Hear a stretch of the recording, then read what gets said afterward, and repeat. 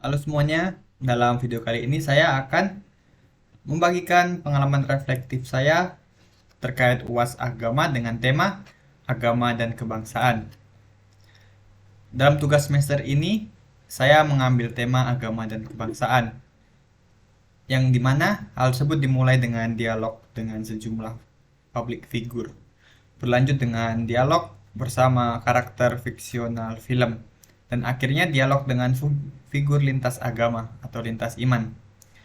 Pada semester ini, saya telah mengikuti berbagai macam webinar secara offline dan online yang dihadiri oleh dua public figure, yakni sineas Angga Dwi Mas Songko dan penyair Joko Pinurbo. Tokoh tersebut mengajak saya secara pribadi untuk mengawali dialog agama dan kebangsaan. Dosen pembimbing juga mengajak saya untuk berdialog bersama karakter-karakter fiksional film Sri Asih, A Bag of Marble, dan Gundala. Berdasarkan pengalaman saya, yang paling menarik perhatian selama pembelajaran mata kuliah pendidikan agama, dan saya akan mengisahkan dinamika pembelajaran atas tema agama dan kebangsaan berdasarkan 3 dialog tersebut. Dari ketiga film tersebut, tentunya saya tertarik untuk menuangkan dalam video reflektif yang saya buat ini. Terkait dengan tema agama dan kebangsaan, saya sangat tertarik dengan film Bag of Marbles untuk memenuhi tema tersebut. Dalam film yang disutradarai oleh Christian Duguay, diangkat dari kisah nyata oleh sang penulis Joseph Joffo. Film ini memperlihatkan kekejaman tentara Nazi di era itu. Perjuangan hidup kakak beradik dalam Perang Dunia Kedua, tepatnya pada tahun 1940 sampai 1944, yang dimana pembantaian besar-besaran yang dilakukan oleh tentara Nazi terhadap bangsa Yahudi di Prancis, dikenal dengan peristiwa Holocaust. Film ini menggambarkan ketakutan, kesedihan, dan kebahagiaan yang terkemas rapi. Namun, kekurangan dari film ini adalah settingan tempat yang tidak digambarkan dengan jelas. Di samping itu, film ini juga mengandung pesan kekeluargaan yang sangat kuat dan keberanian oleh dua tokoh, yakni Joseph dan Maurice, dalam melawan rasa takut dan putus asa. Kemudian berkaitan tentang agama dan kebangsaan, yakni saya secara pribadi harus dapat menghargai perbedaan yang ada di sekitar saya.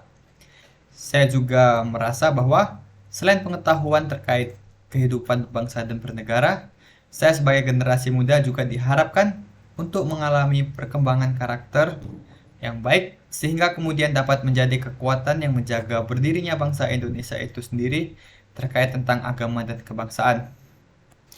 Dengan demikian, mempelajari agama dan kebangsaan juga tidak hanya menambahkan pengetahuan saya secara pribadi, secara teori, tetapi juga menumbuhkan rasa cinta terhadap tanah air, serta mengembangkan karakter menjadi lebih baik dan cerdas. Secara khusus, cerdas dalam menjalankan kehidupan berbangsa dan bernegara yang didasari oleh semua agama. Sehingga saya lebih mempersiapkan lagi sebagai generasi penerus bangsa yang mampu menjamin kelangsungan dan perkembangan bangsa Indonesia di kemudian hari. Korelasi antara pribadi dan bangsa, yakni setiap orang menjadi pribadi seutuhnya jika ia menjadi milik suatu bangsa, dan pada saat yang sama itu bukan bangsa sejati bila tidak menghargai para setiap pribadi. Bangsa dan pribadi merupakan istilah korelatif yang dikutip dari Paus Fransiskus dalam Fratelli Tutti nomor 182. Sehingga dengan demikian, saya sebagai mahasiswa Universitas Sanata Dharma harus dapat menghargai perbedaan terlebih yang ada di sekitar saya menjadi wujud reflektif dari agama dan kebangsaan. Wujud reflektif tersebut saya ambil berdasarkan film A Bag of Marble, yang dimana saya harus bisa mewujudkan nilai kekeluargaan di dalam perbedaan yang ada di sekitar saya, terutama dalam kegiatan seharian saya di kampus Universitas Sanata Dharma.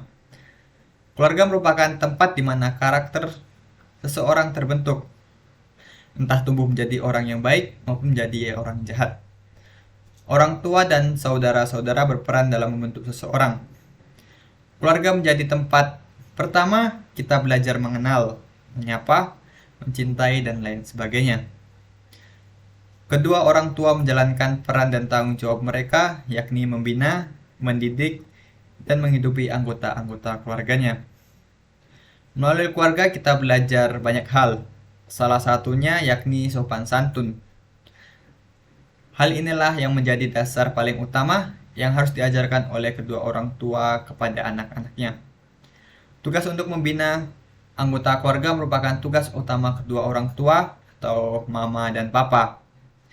Pembinaan tersebut selalu diberikan kepada anak dengan harapan bahwa anak mereka dapat bertumbuh menjadi pribadi yang baik dan bijak, sehingga dapat berguna bagi banyak orang. Oleh sebab itu, saya harus bisa menerapkan nilai kekeluargaan yang dilandasi perbedaan, yang dimana saya harus menghidupi seperti cara hidup keluarga kudus dari Nazaret, Yusuf, Maria, dan Yesus. Keluarga kudus merupakan gambaran ideal keluarga yang patut diteladani. Keluarga kudus menampilkan hal yang berbeda dengan keluarga-keluarga pada umumnya. Hal yang ditampilkan itu tidak lain ialah penerimaan satu dengan lainnya. Motivasi tersebut menuntun setiap keluarga Kristiani ke arah yang lebih baik. Artinya, mengamalkan segala perbuatan yang diajarkan dalam kitab suci dalam kehidupan sehari-hari. Sehingga saya secara pribadi harus bisa menerapkan hal tersebut dalam kehidupan sehari-hari, yakni di kampus Universitas Anadharma. Sekian video reflektif yang dapat saya buat. Terima kasih.